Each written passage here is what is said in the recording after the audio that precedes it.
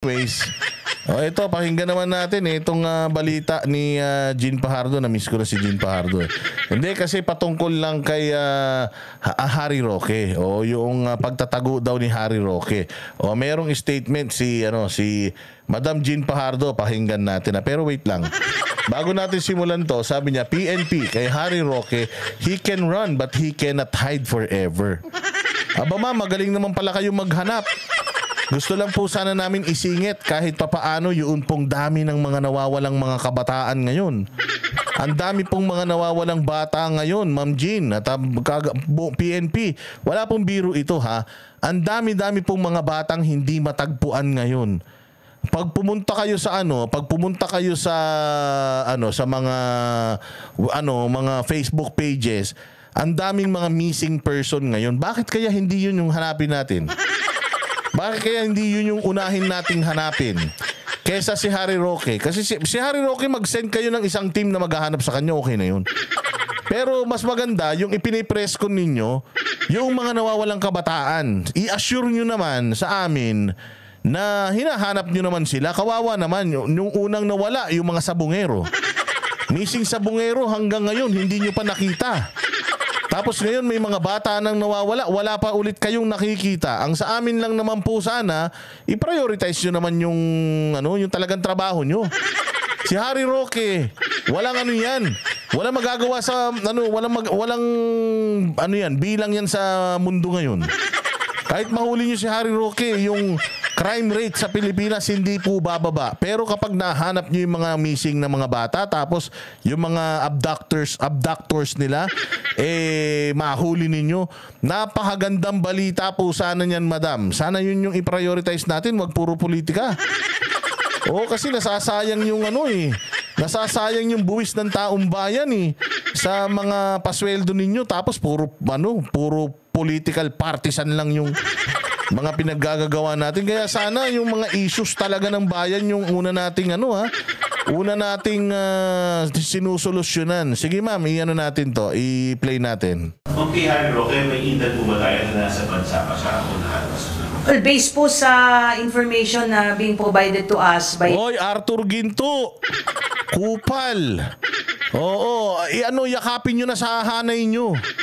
Oo, yung hanay nyo mga BBM kupal.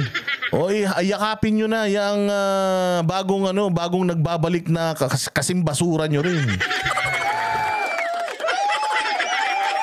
Yakapin nyo maigi. Tanggapin nyo. Lagyan nyo ng red carpet ang pagbabalik niya. Oo. FBI, there is no indication na siya ay nakalabas. I understand na nakasama na po siya doon sa ILBO, yung Immigration Lookout Bulletin Order. So, kung gagamit po siya ng mga ating mga airport and pantalan, then may mga... Alam nyo, naiintindihan ko naman si Colonel Attorney Jean Fajardo na sinasagot niya kasi dito yung tanong ng reporter tungkol kay Harry Roque.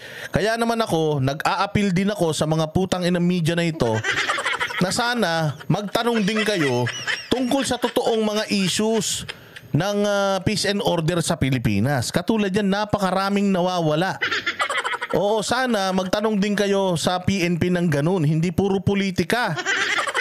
Ginawa nyo na kasi tong PNP, ginawa na nitong media na ginawa na silang pulis ng Congress Hindi ito kasalanan ni Colonel Jean Fajardo. Sumasagot lang siya sa tanong sa kanya. Siyempre, yun ang tanong ng media Pero ang tanong, media, kayo ba, tinanong nyo yung tungkol sa mga nawawalang bata, pagtaas ng drugs, pagdami ng mga adik, yung mga ganon, kasi yun yung dapat tinututukan nila. Masyado nyo silang tinatanong tungkol sa politika, kaya nagmumukha silang mga pulis na ng mga politiko.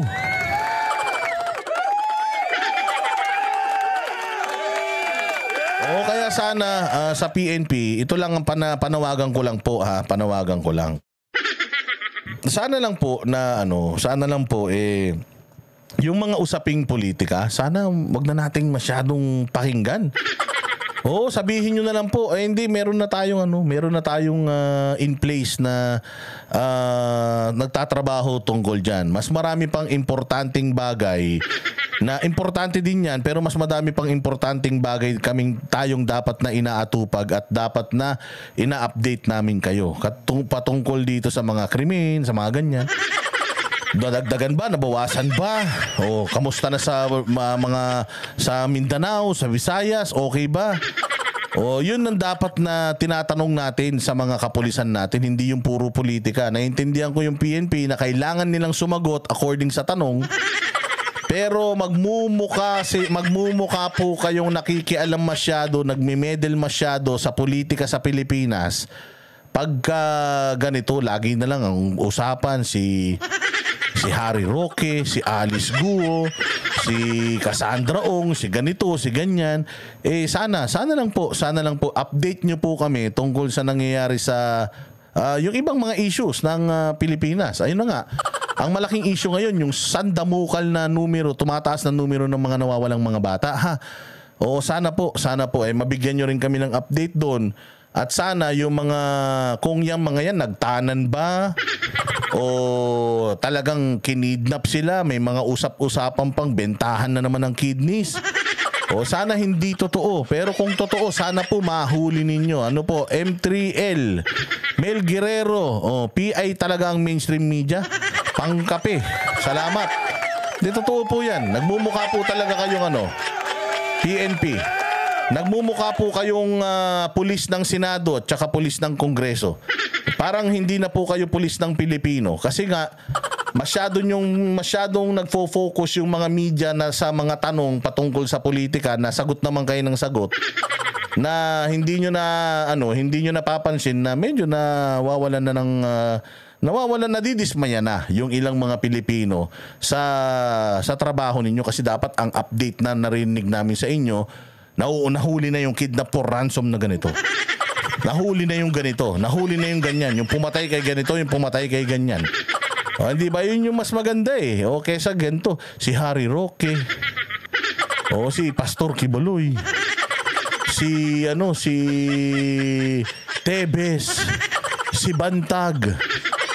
Bagamat dapat hinahanap talaga yung mga yun. Pero ang punto natin, meron ding mga low profile cases na kung titingnan mo, ang dami ng bilang, mukhang nakakalimutan natin yung mandato natin. May mga law enforcement officers naman po doon who can be easily at least apprehend him if necessary. If one-sided po, ay po pwede po siyang hulihin po. Ma'am, any reaction?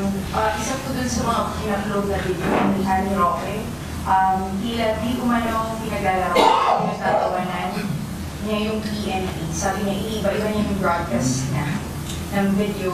Tangina kasi itong media, yun ang tanong talaga si Harry Roque. Ang inantong mga media na si Harry Roque lang ba problema ng Pilipinas? Wala na bang iba alam tong mga mainstream media ang tanongin kundi tungkol sa politika ng mga Duterte versus Marcos, Duterte versus Dilawan? Parang mga gago na no? Dahil nakaabang daw po ang Hindi ko masisisi talaga si Jean Fajardo rito kasi sasagot lang siya dun sa mga tanong hindi ba? para hindi daw malaman. Your reaction? Well, for someone who is an officer of the court, siguro what we can say to him is prudence dictates that he should not make any insinuation na kaya niyang pagtaguan ang mga law enforcement agents. Yun kasi kita mo naman parang putangin na condescending yung tanong Ano po masasabi niyo spokesperson? Colonel Fajardo, ano po masasabi ninyo doon sa latest na vlog ni Harry Roque na hindi nyo daw siya mahahanap? Na kahit maghabol daw kayo sa Tambol Mayor, hindi nyo siya makikita. Siyempre mapipikon tong PNP kasi siyempre sasabihin nito, mali yun na hinahamon mo pa ang kapulisan. Mali naman talaga yun. Kung totoong sinabi yun ni Harry Roque, mali po yun Mali yun na hinahamon mo yung kapulisan ng hindi mo ako mauhuli kahit gaano ka kagaling. Di ba? Kasi parang ganoon yung pinalalabas nung noong reporter. Pero ang tanong, Jean Fajardo, napanood mo ba? yung vlog na yun. Kasi kung hindi mo napanood, ang dali lang iwasan ng tanong na yan eh. Hindi ko pa kasi napapanood yung vlog na yun. I will watch it, and then next time sasabihin ko sa inyo kung ano yung sagot ko doon sa vlog niya. But hanggat hindi ko pa po napapanood, I cannot comment regarding that. Ganun.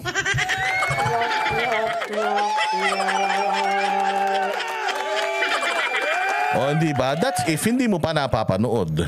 Jesse, he can run, yes, but he cannot hide forever. Yun lang ang po pwede nating sabihin dyan. Also, ma'am, sa video, nagpasalamat siya dun sa mga kaibigan niya na tumulong sa kanya. Ano po ang kabalaan niya? Well, ang babala po natin doon sa mga nagkakanlong po, sa mga wanted persons, yung mga pinaghahanap po ng batas, not only kay Attorney Harry Roque at iba pa pong mga high profile individuals, meron po kayong mabigat na kakaharaping kaso sa pagkakanlong na alam niyo pong pinaghahanap po siya ng batas, nagbibigay po kayo ng tulong, assistance para pagtaguan po niya itong mga legal na proseso na kanilang hinaharap. Ay once we have enough evidence, we will pursue cases against them. Anong mga difficulties na kanya? Of course, kilala naman natin kung sino si Haro. Yung dami siyang record. Well, you mentioned, sir, he is a well-connected individuals, may pera din. So, alam po natin ang isang individual, not only in the case of Attorney Harry Roque, at yung iba pa rin pong mga personalidad na may mga existing warrants na may mga capability gumamit ng kanilang mga pera, gumamit ng kanilang mga influence, ay kaya pong pagtaguan ng batas. Pero katulad nga ng sinabi natin, they can run but they cannot hide forever po. Maaabot at maaabot pa rin po sila ng kamay ng batas. Yun, sana Colonel Jean Fajardo, panawagan ko lang sa'yo, sana mayroon ka rin ganyang katinding pronouncement. Doon sa mga missing person ngayon. Na kayong mga nag-abduct sa mga missing persons na ito, huwag kayong mag-alala. Hahabulin namin kayo hanggang sa huling hiningan ng mga putang ina nyo. Mga ganun, di ba?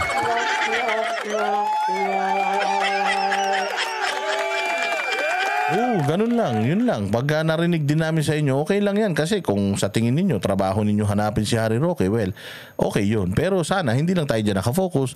Marami pa po. Sana habulin din natin yung mga ibang mga krimen dito sa Pilipinas. Di ba? Yun lang ang ating masasabi kasi nababahala ako everyday may nakikita akong nawawalang everyday may nakikita akong nawawalang nawawalang mga kabataan. May nakikita tayong missing ganito, missing ganyan. Ang babata pa, puros babae. Meron din mga lalaki. Yung isang lalaki, nakita pa lumabas sa eskwela, tapos biglang di na umuwi.